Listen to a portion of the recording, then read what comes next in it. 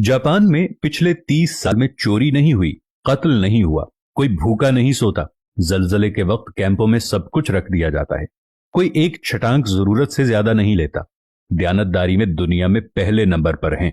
आप सड़क पर करोड़ों रुपए फेंक दें, कोई नहीं उठाता। आप कंधा मारें तो सामने वाला माजरत करता दिखाई देगा। तरक्की और टेक्नोलॉजी में दुनिया से 10 साल आगे जीते हैं। काम इतना करते हैं कि वजीर आजम हाथ जोड़कर आराम के मशवरे देता है। सिगरेट की राख झाड़ने की डिब्बियां जेब में रखते हैं।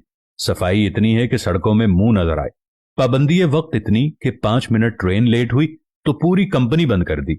अखलाक इतना बुलंद कि आप हैरत से मुंह तकते रह जाएंगे। इखलास, मेहमान नवाजी और सकाफत कमाल।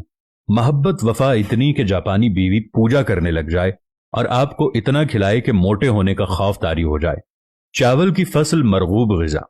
एक दफा कहत पड़ा तो 30 साल का ऐसा जखीरा कर लिया कि दुनिया से चावल नायाब हो गए, लेकिन वहां से खत्म ना हुए। जापानी जिसके हो गए बस पत्थर पर लकीर है।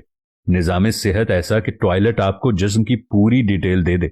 2 नंबरी और बेईमानी का तस्वुर महाल।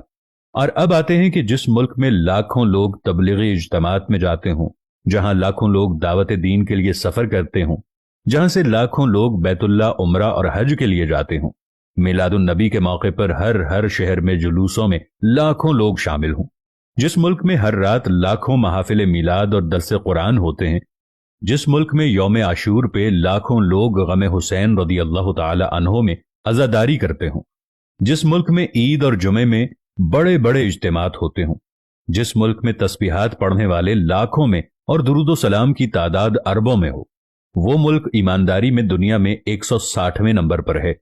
और काफिरों का जापान दयानतदारी में नंबर 1 मुल्क करार पाए तो सवाल तो उठेगा कि हम किसको धोखा दे रहे हैं। हम खुद को धोखा दे रहे हैं या अपने खुदा को धोखा दे रहे हैं? क्योंकि हम दुनिया को तो धोखा नहीं दे रहे, दुनिया हमसे आगे जा रही है। दुनिया तो हर काम में आगे है। हम किसको धोखा दे रहे हैं? जब हमें ये सारी बातें सुनने के बाद समझ आ जाती है तो मालूम होता है कि हम किसी और को धोखा नहीं दे रहे, बल्कि हम सिर्फ अपने आप को धोखा दे रहे हैं। और खुदावंद करीम ऐसा मेहरबान है कि फिर भी हमें रिज़्क़ अता करता है। हम ऐसे मुल्क के रहने वाले लोग हैं कि जहां पर हर बिस्मिल्लाह डिपार्टमेंटल स्टोर, माशाअल्लाह करियाना स्टोर, अल्लाहू सब्जी वाला और ऐसे बहुत सारे नामों को आप रोज बोर्डों पर पढ़ते होंगे। लेकिन मजाल कि नमाज के वक्त में कोई अपनी दुकान को छोड़कर चला जाए, क्योंकि माशाअल्लाह जनरल स्टोर वाले को डर होता है कि माशाअल्लाह से कोई मुसलमान उसकी सफाई ना कर जाए, क्योंकि बिस्मिल्लाह सुपर स्टोर वाले को डर होता है कि कोई बिस्मिल्लाह पढ़कर उसके सामान की सफाई न कर जाए। यहां पर सिर्फ मुसलमान नाम के रह गए हैं। पाकिस्तानी कौम सिर्फ नाम की रह गई है। पाकिस्तान का मतलब क्या था? ला इलाहा इल्लल्लाह। हम जापान चले जाएं तो जिन लोगों को हम काफिर कहते हैं, उन्होंने कुरान में से तमाम चीजें ले ली जो हमारी मीरास थी, और हमने तमाम उल्टी चीजें उठा ली जो किसी वक्त काफिरों की मीरास थी। जिंदा दरगोर आज भी हम लड़कियों को कर देते हैं। आज भी किसी के घर में कोई लड़की पैदा हो जाए तो उसको फोन करके ये कहा जाता है कि फिक्र नहीं करनी, इंशाअल्लाह अल्लाह तुम्हें बेटा भी अता करेगा।